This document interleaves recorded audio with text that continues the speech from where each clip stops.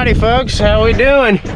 So we are scrounging around to finish up wheat harvest today. I would be cutting right now, but I got some single point issues on the combine, so we got to run up to the house here. So the pickup that the parts were in, I thought was at the house, and it's not. So we're just running around like a footless chicken, I guess. We got 60 acres left to cut. We're gonna run it, we're gonna get down today. It's the whole motto is just to get done with wheat harvest so we can plant after harvest beans, get straw moved, and run. So as I let the combine warm up, I'm going to hook my iPad up. Just a few things that I do every time we start the combine. Hook up the Wi-Fi from the iPad to the combine. I know we're low on coolant. Hooks up, I go to connect mobile. It'll load up. Since I'm connected to the combine, it already tells the app we're harvesting. Finds the combine's location. Set that up. Bada boom, bada bang. One other ironic thing that I found out finally, like towards the end of harvest here on this last 170 acres that we're cutting, is I finally got the combine settings pretty good to where I get a pretty clean sample in the bin. It's just ironic that I finally figured that out at the very end of harvest. Anyways, combine's full, grain cart's full. We're gonna do some looking behind the combine over here. I stopped like 20 or 30 minutes ago to look. I want to look again because my combine keeps saying I have a bunch of rotor loss, like I'm not threshing it enough. But I also got a feeling that it's wrong because I'm not having grain still stuck in the heads. So we're gonna come over here to this last pass and look at it. Well, here we are. We're right in the windrow behind the combine. Since we're not chopping and spreading the residue, we're windrowing it. All I gotta do is check right behind the combine here. So we're losing about 1/3 of a bushel, maybe a little bit more. And what I'm thinking is the reason I'm doing that, and maybe the rotor loss is right, is maybe I'm not stirring it enough and it's not getting it out of all the material, because we're cutting pretty close to the ground because we want to cut the straw and windrow it.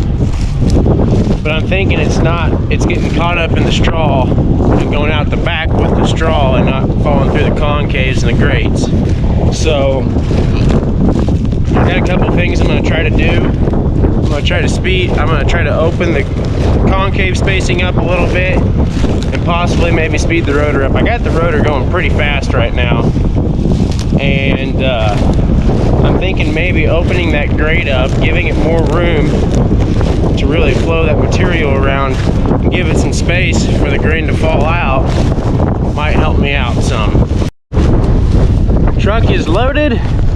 We'll dump the combine in the cart.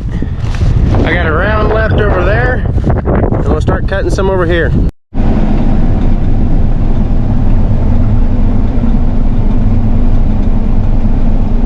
There you go. There was the last pass of wheat. We are done. Typically, it'd be the time to celebrate because we're done with wheat harvest, but we gotta go bale straw. So let's go switch with Dad and get the baler rolling. Alrighty guys, we are baling straw. So we switched with Dad there a little bit ago. We'll go ahead and give the equipment breakdown. I gotta stand the right way. Alright, so the baler is a 560M John Deere baler. The tractor is a 6190R. And we actually just ran out of net wrap, so we gotta change wrap. Now for you guys who aren't farmers and you're driving along the highway and you see a million of these sitting in a field, you wonder what wraps that stuff or what that stuff looks like that keeps all that stuff together. I'll show you. It comes in big rolls like that. And that is an empty one. Now, I know you guys probably can't see much right now, but I gotta film and stay at work here because we have rain coming tomorrow, and I need to get this stuff wrapped up, and I got quite a bit to do. Here's a better view of it.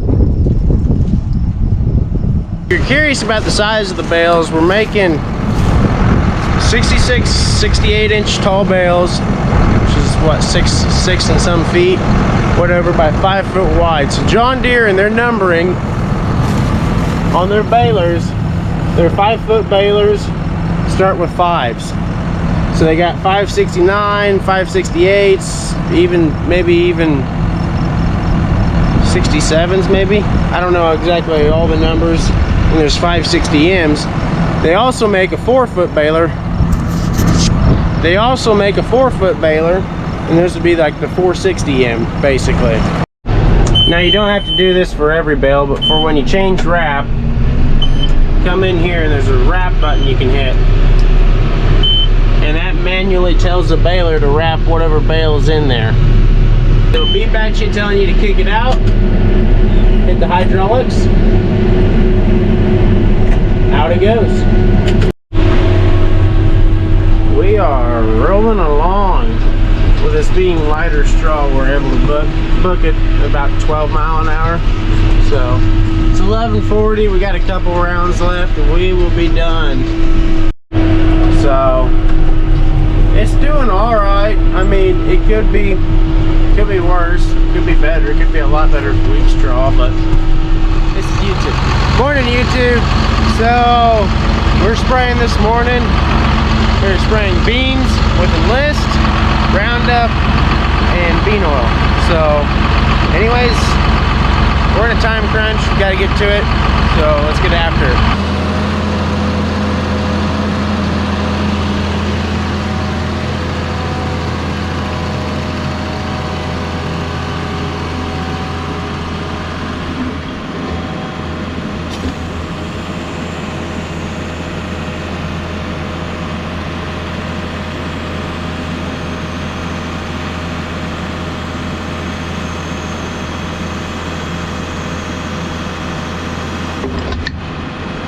I didn't even make the first round around the field, and I was turning in the corner of the field, also riding a terrace, and 100-foot booms, they sway a lot, they have a lot of give. Well, when I turned and rolled over the terrace, the sprayer kind of did this, which sent this right side of the sprayer boom down.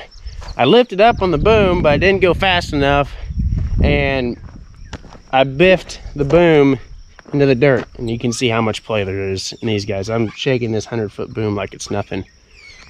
And it was fine because these booms have a breakaway on them like this. So when you smack trees and stuff, so the end of the boom hit the ground, and when it came smacking back around like that, you can see all the chemical leaking. I broke this T right here. Luckily it doesn't leak that bad, so I was able to finish those fields and kind of get that tank sprayed out, but it's bad enough that we got to replace it. So Dad was out here, and I sent him, I asked him, I didn't send him purposely, like I asked him if he could go get one after a T. So he's running after that. I'm going to start working on the T, on pulling it off. There you go. That's the T I broke that went right there. So I had to pull the nozzle bodies off of this piece so I could turn it to unthread this side, and then I just screwed the T off of that side. So quick, like 10-minute little deal. Won't take that long to get back together as long as we have the right T. Alrighty, we are all fixed up. New T is on. Dad had one. It was a good deal. We're gonna fold up, reload, head to the next field. Well, after getting loaded up, getting more chemical slid over and stuff like that, just stopped here. I caught this tree limb on the outside round. Make sure all these guys are where they need to be. Do just a quick little check over. be good to go. While I'm out here, I'll show you what we're after and what we're trying to kill. Right here. This is a red root pigweed, or it's a pigweed at least. There's water hemp out here. There's Johnson grass. There could be some cucumber, velvet leaf coming too. So the three things we're spraying right now is we're spraying Enlist, which is going to handle broadleaf weeds. So that's going to handle these pigweeds, the cucumbers, and the water hemp. Water hemp and pigweeds are basically the same thing, just a different name. I mean, basically the same thing. So that's what the Enlist handles. Enlist is basically 2,4-D. Basically, not really. It's kind of like the same thing between water hemp and pigweeds. And then we're also throwing in Roundup. Roundup's going to handle all the grasses. So the Johnson grass, it's going to knock it out. Any other sort of crabgrass, foxtail, stuff like that, the Roundup will handle. And then the last thing we throw in is bean oil. Pigweeds are bad. They'll have a waxy layer on top of their leaves. And with that, sometimes the chemical doesn't stick, and the dew, if it's real dewy or it rains right after you spray, the chemical, or it evaporates, the chemical won't actually enter the plant and do what it's supposed to do. So the bean oil helps burn through that waxy layer on the leaf of the plant and get the chemical into the plant. We're boogieing right along at about 15 miles an hour, 141, 140 or so acres an hour. Getting it done. I am by myself. I ran out, sprayed the whole field, and like 100 feet of the next field. If I would have known how much spray I had left, I would have just folded up and left. Never went to that field. But yeah, get the window down. Oh, this seat's hot too. I can't move. We're gonna go back get the tender trailer in the truck, come back out to this hay lot, and keep on spraying.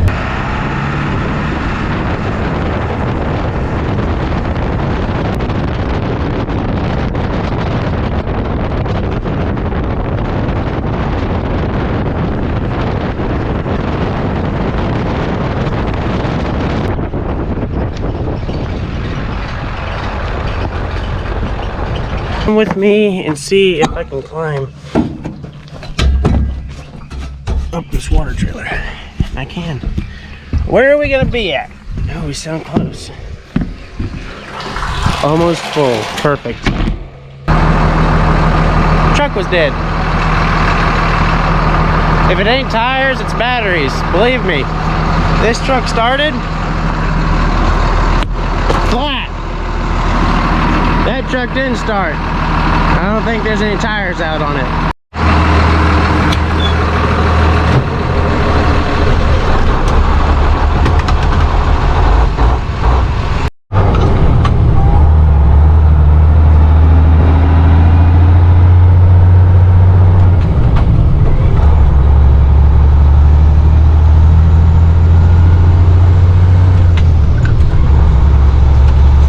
Well, so much for that. My uncle switched with me. He got done planting his double crop beans, and so he was going to switch with me in the sprayer, and I was going to go plant Dad and I's double crop beans some more, and I couldn't even make it to the field, and it started pouring. It's pouring. It's raining sideways. But yeah, this is no bueno. I doubt it's even raining in Cedar. So we're about 10 miles east of Cedar Point right now. I doubt it's even raining at Cedar. I don't think it's still sunshine over there. When I was coming this way, you could see this storm, but I thought the storm was going to be further to the west or north. I was wrong. It nailed the house here. So we're gonna go back to the house.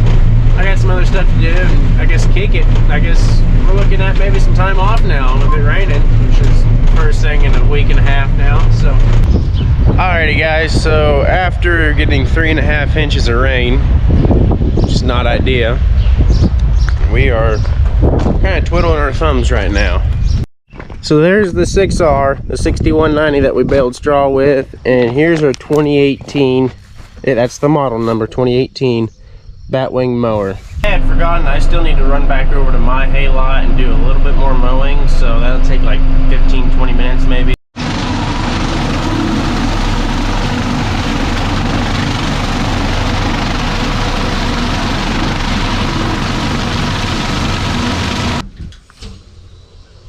Thunder. Yeah, I stole that. I love this trailer. It's so nice. Pumps so much more fuel. You can hold a lot more fuel. So nice. So nice.